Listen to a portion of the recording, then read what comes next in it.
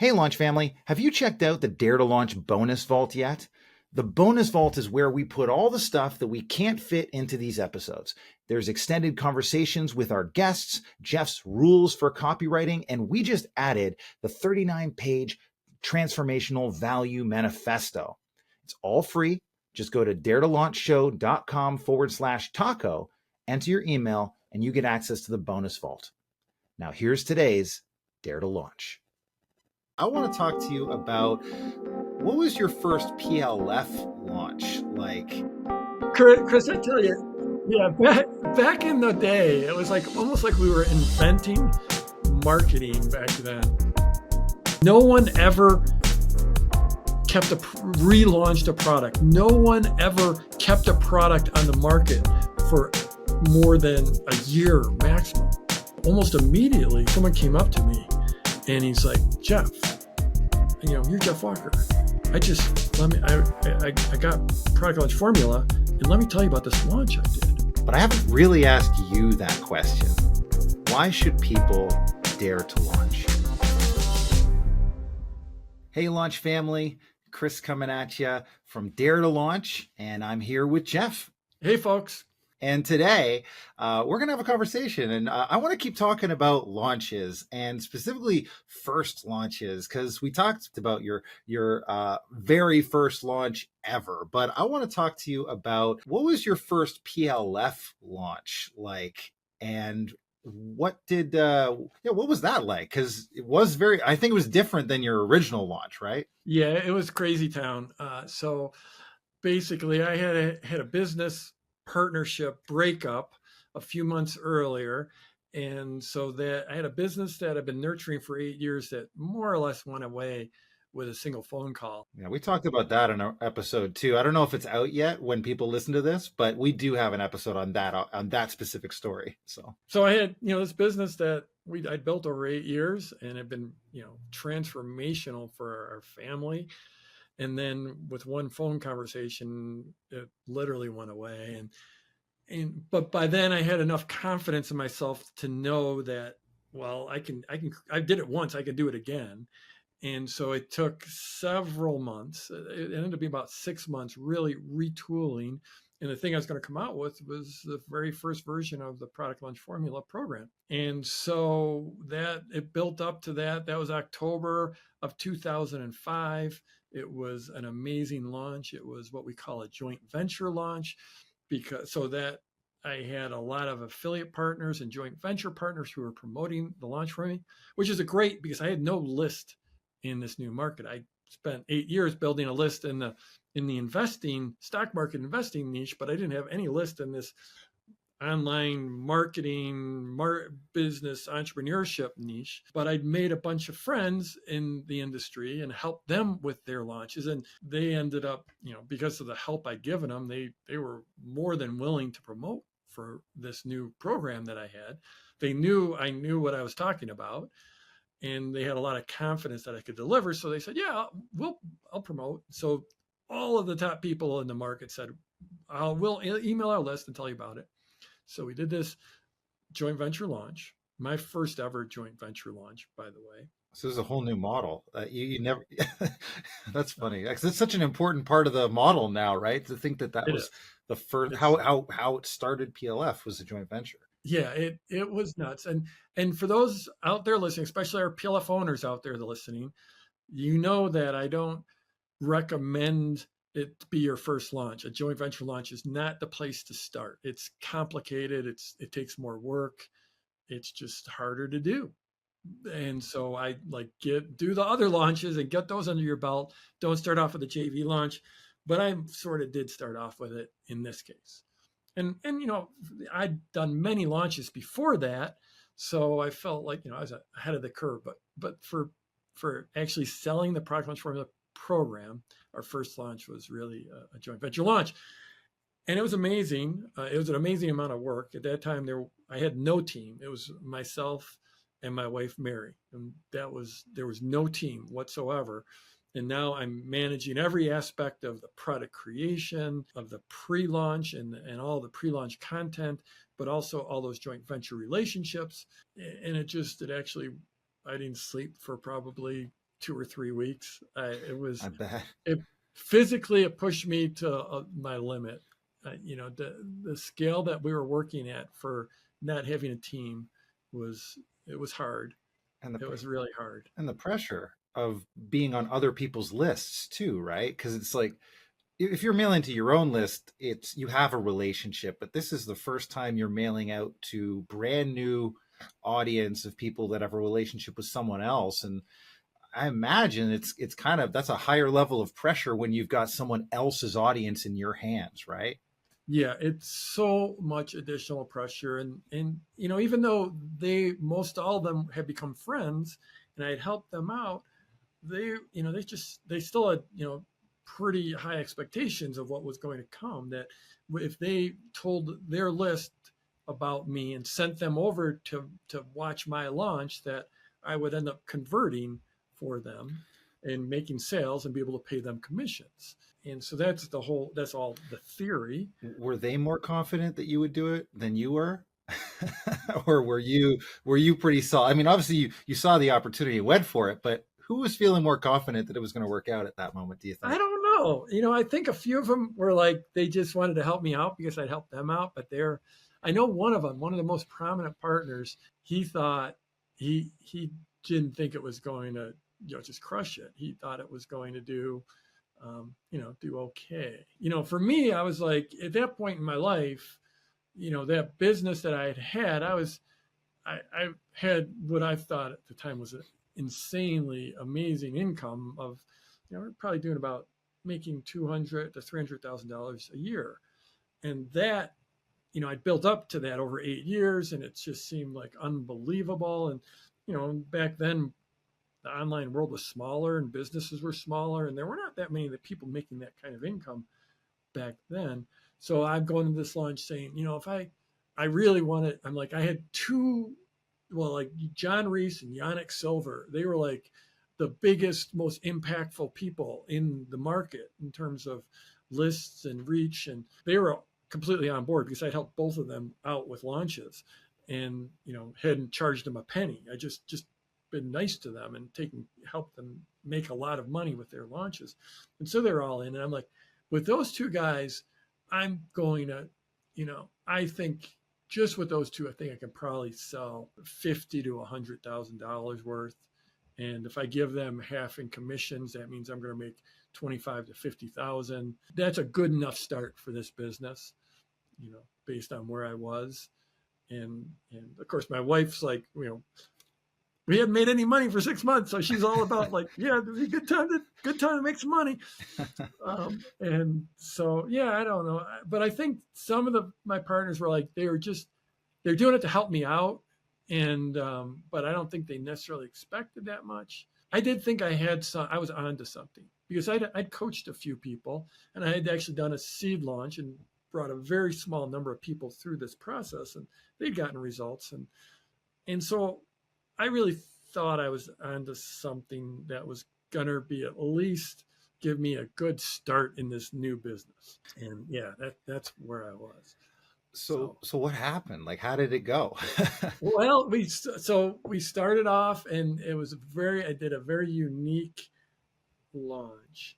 One of the things I did was so this was back in the day. It was the market was less sophisticated, and there's this term social proof, which I think a lot of people know and are aware of these days. But back then, it wasn't. The concept was new. I mean, this just shows you how long ago this was. It's almost 20 years ago.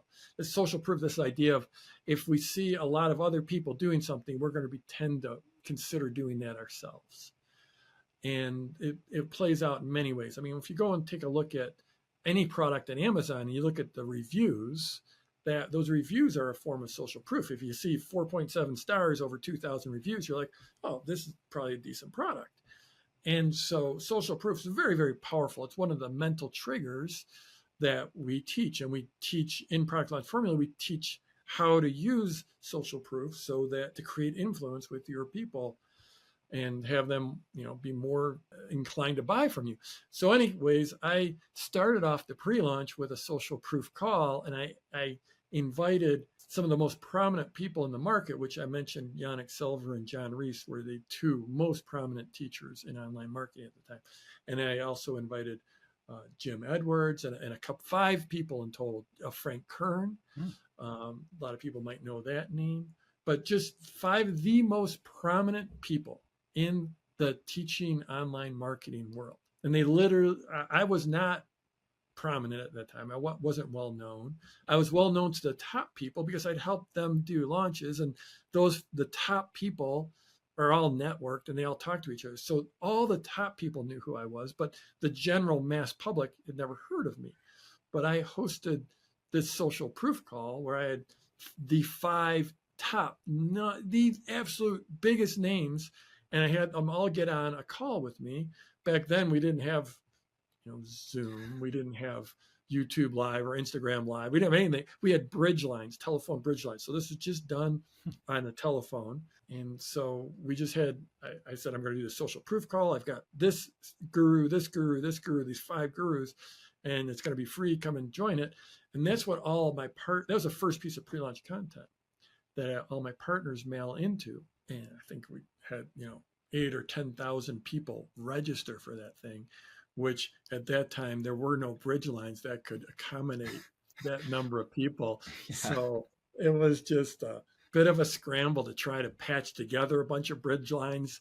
And it was just one of those technical things that can, come up during a launch. But we figured it out. We did this call.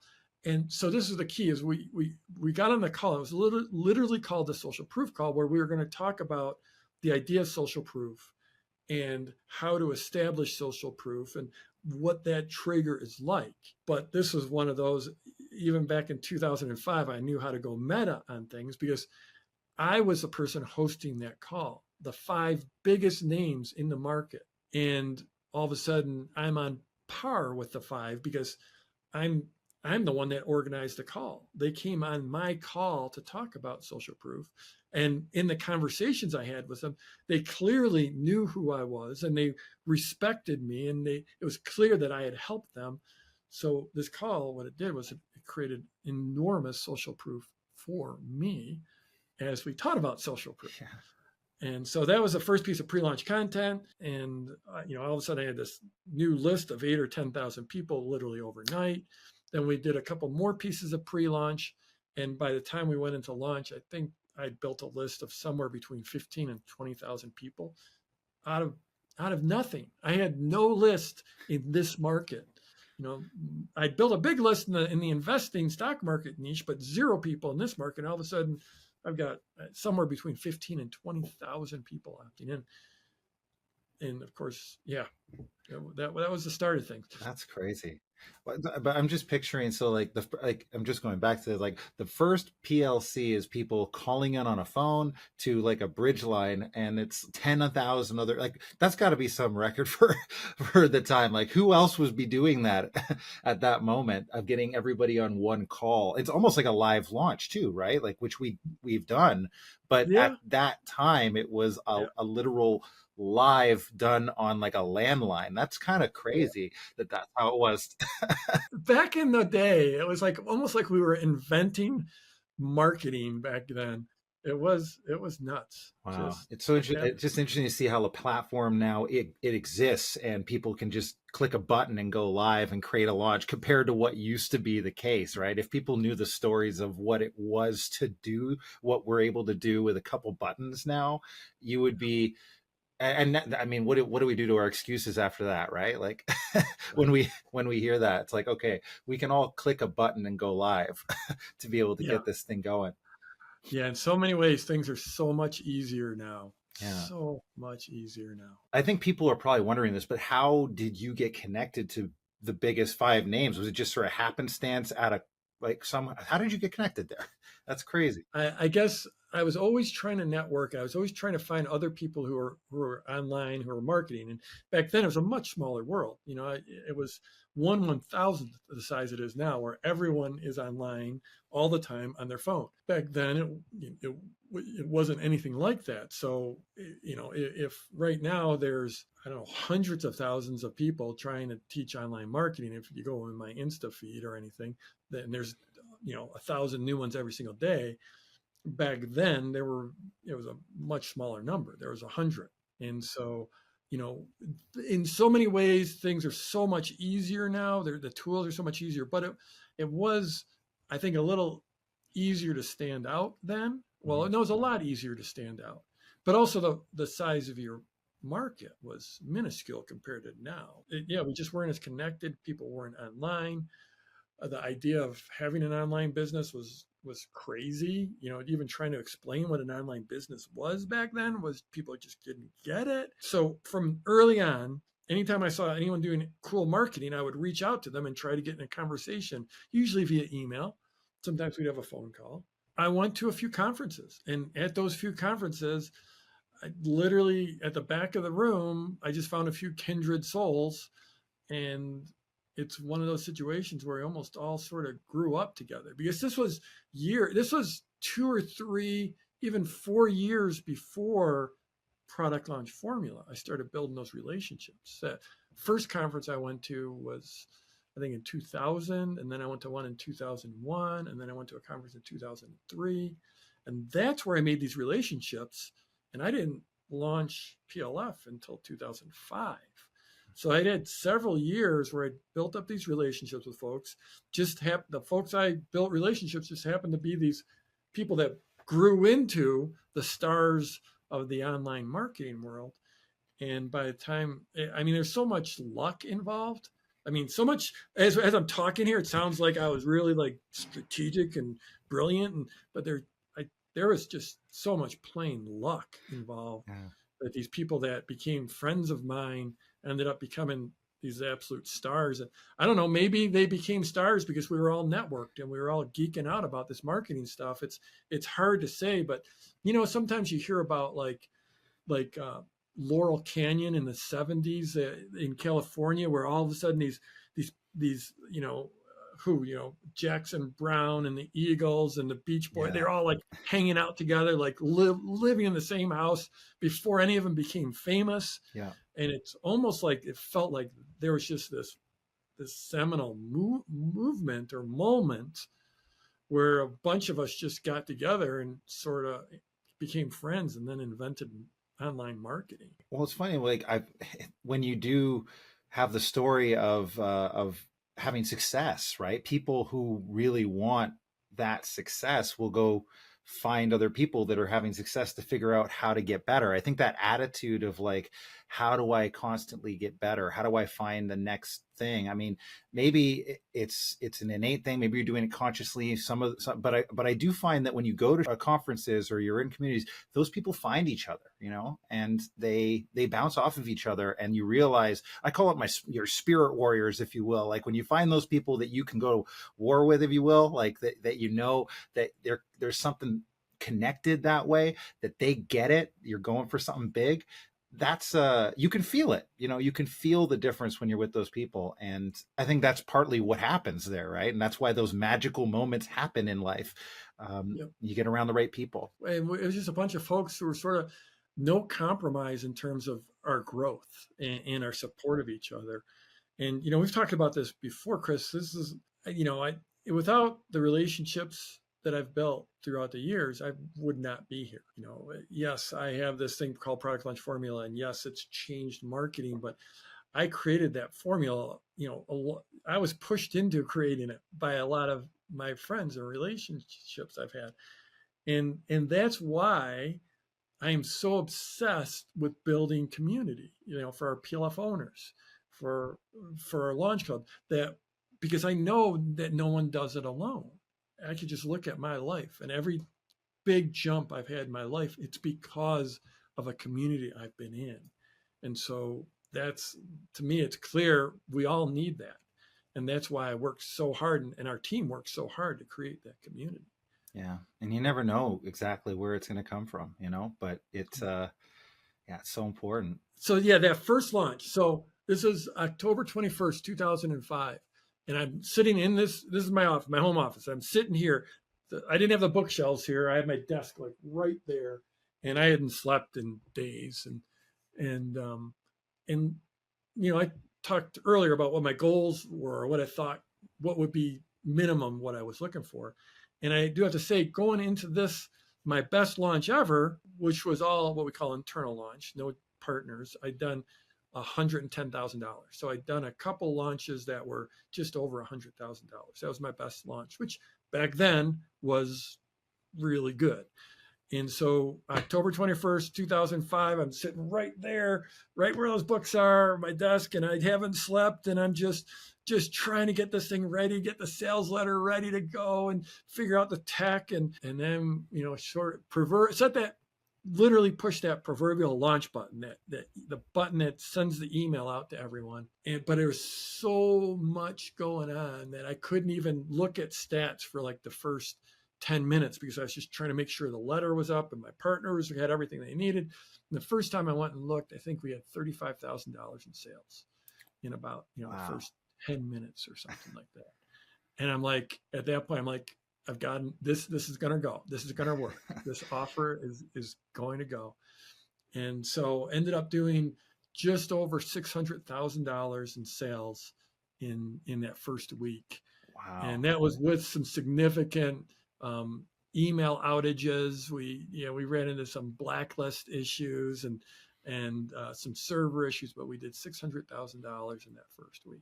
Wow, that's incredible. I mean, and I think to the difference between when you were telling me about your first launch ever, you sent an email and went to sleep. Whereas like, right, this one, you're up, you haven't slept in days, and it's like in 10 minutes, you see $35,000 coming in. That's got to be exciting to be like thinking about where it's going to go over. Like, did you have a set number of days for OpenCart? Was it like 4 days? It was right around a week, and we did not. So what I basically had a bonus package, a pretty big bonus package of live calls. Like I was going to do live coaching calls, plus live quick start calls, and that bonus went away at the end of the launch. So that was the scarcity at the end of the launch. But the product actually did stay on the market because back then we were shipping out boxes. It was all CDs and DVDs and workbooks and a physical box. And so we kept that on the market it just stayed on the market. But so the deadline was to get this bonus package. It wasn't the strongest scarcity, and we didn't have a massive close the way we tend to do. 40% of our sales for the launch tend to come in the last 24 hours. Back then, it'd be more like about 25% of the sales. It was just the market was different then. Wow.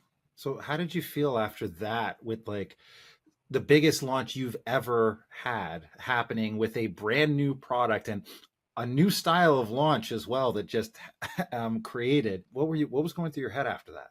I was relieved because, like I said, 6 months before that, my business had gone away. So I was looking to create a new business. So I'm like, okay, we've got this start here, and I've built a list. I've got, nearly 20,000 people all of a sudden. So I'm like, we're in business. We are in business. We're absolutely in business. The thing I didn't know then that took me a bit to figure out was back then, the model was if you're going to be in this market, in any market online, you created a product and then you launched it. And then 6 months later or 3 months later, you came up with another product for the same people, but a different type of product, and you launch that. And then 6 months later, you come out with another product and you were always looking for the new thing. Mm-hmm. The theory was people, they got sick of things, they got over things, that they only wanted the new, the fresh. And so I assumed that was the kind of business I had now created, that I was going to be on this treadmill of always looking for the next new thing. And in fact, I thought like, probably my next new thing is going to be like maybe email list building course, because I'm all about email lists. And so, because that's what everyone did. No one ever relaunched a product. No one ever kept a product on the market for more than a year maximum, because everyone there at the time, I'm making a lot of seemingly generalizations, but that really was the way. There was literally no other product out there that had been on the market and stayed on the market. And that was just where things were. Be And like and then re-releasing a movie. Like, I'm gonna put yeah, out Titanic again. Like, it makes no sense. Yeah, that's what people thought, yeah. like literally. And so then, we were talking a little bit before we started recording. So October 21st, 2005, boom, PLF now on the market. But when you're shipping boxes out, you're not really getting feedback from people. There's no social media. There's zero social media at the time. And we don't have an online course with an online community with online comments. So it's literally like publishing into a vacuum. I've sold, send out those 600 boxes or 610 boxes out into the world, and they're out there. And then in March, so about 5 months later, I went to a conference, a marketing conference. It was Yannick Silver had this underground online seminar. And I don't know, there's 200 or 300 people in attendance. And I remember the night there was a reception the night before it started.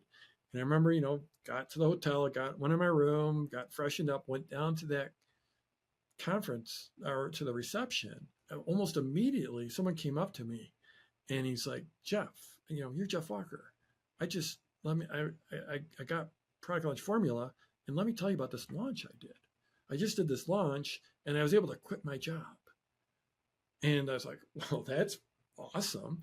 Because, when I went down to that reception, I sort of was I had a little bit of trepidation. I was worried because this is my first time out in public, first time at a conference after putting this thing out there. And I knew a lot of the people, that bought, a bunch of the people are going to be there because it was, like I said, it was a small world back then. And I was like, are they going to love me? Did they love the course? Do they love the product? So I was a little bit worried. And, anyone who's listened for a long time here, I'm a bit of an introvert.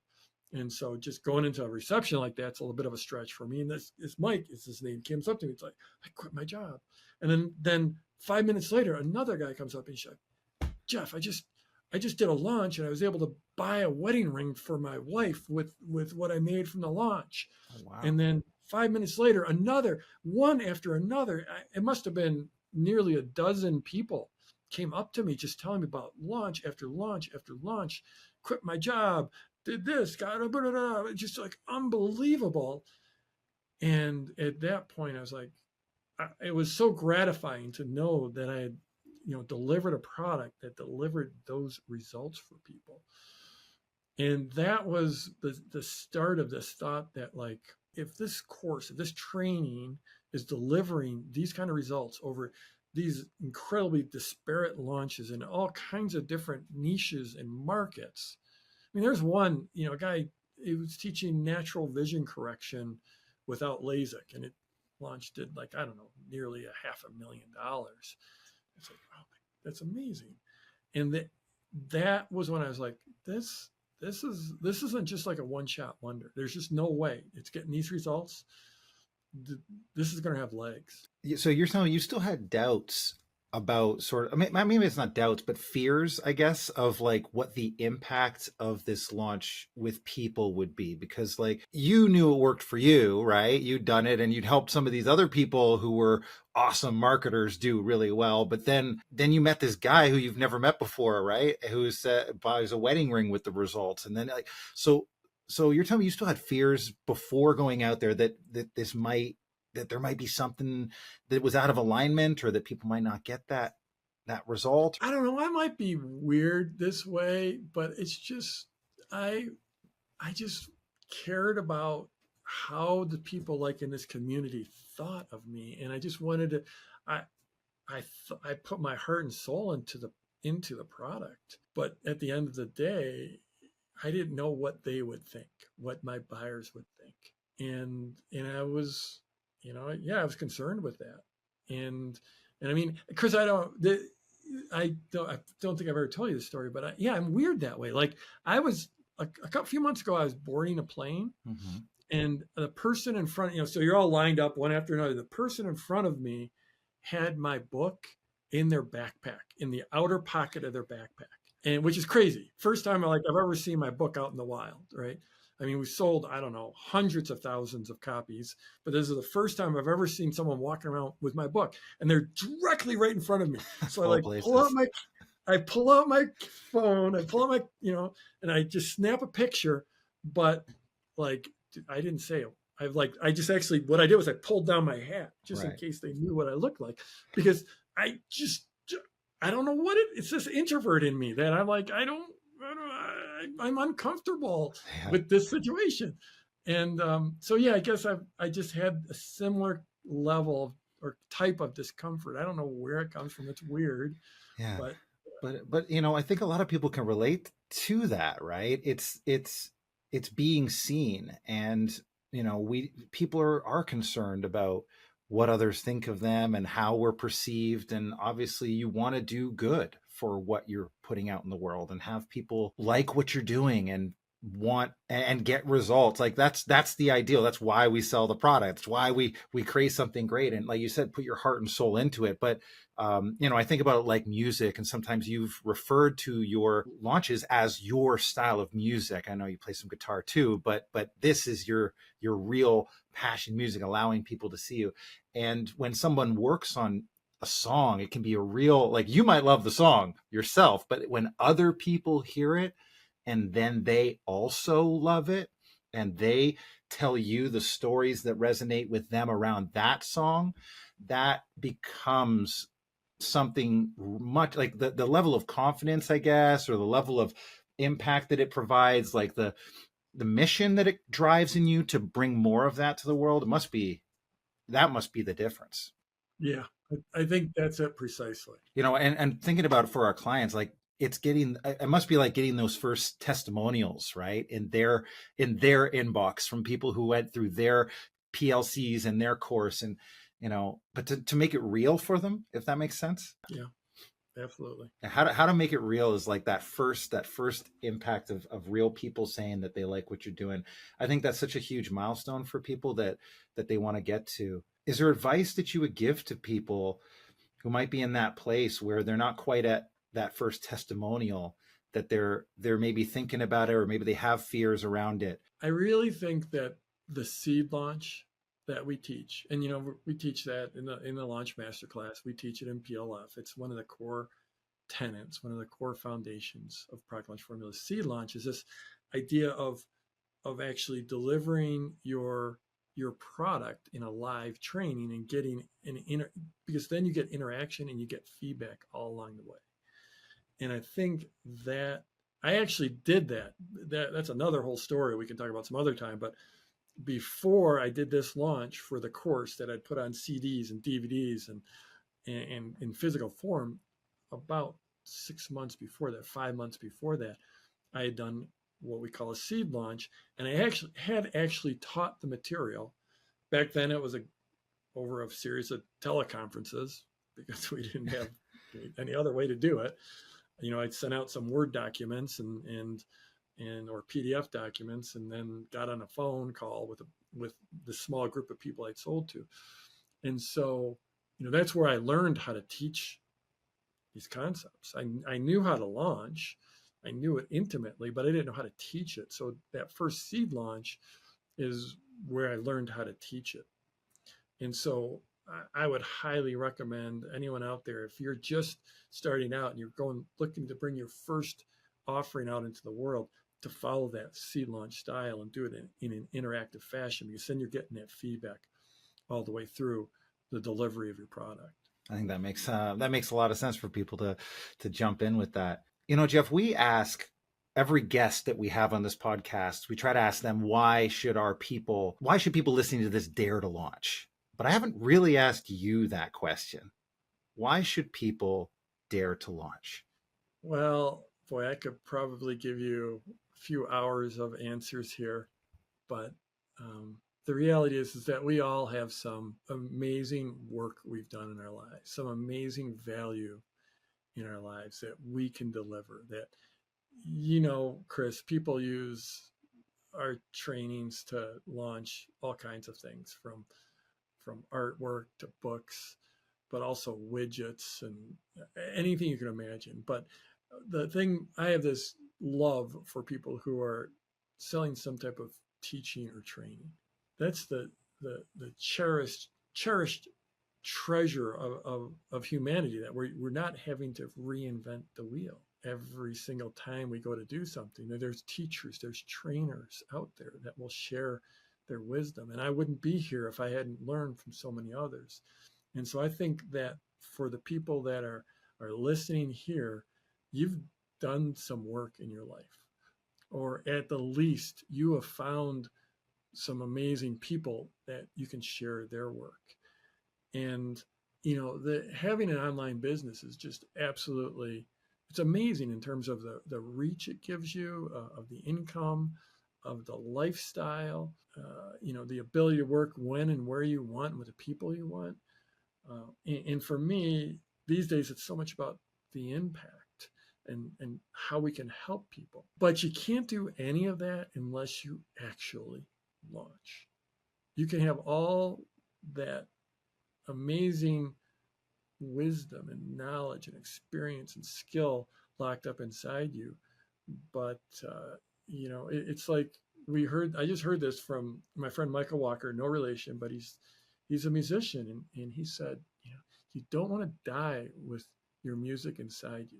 Don't die with that music still inside you. And if you're listening to this, you've got something to share with the world. Don't die with that inside of you. You need to launch. You need to dare to launch. And if you've listened to this episode, you know that I was scared, and you heard me talk about it in the past. That no matter how much experience I had, every time I was scared, but I dared, and that's why I'm here. And if you dare, you can have similar results. It's not going to come overnight. None of this came overnight for me. It's been a long road, but what I've been able to create by launching, by actually pushing that send button, is beyond what I ever could have imagined. So if you're going to create something great, you have to start. And to get started, you have to dare to launch. Love that. Well, Launch family, thanks again for listening. And we hope this conversation inspires you to dare to launch.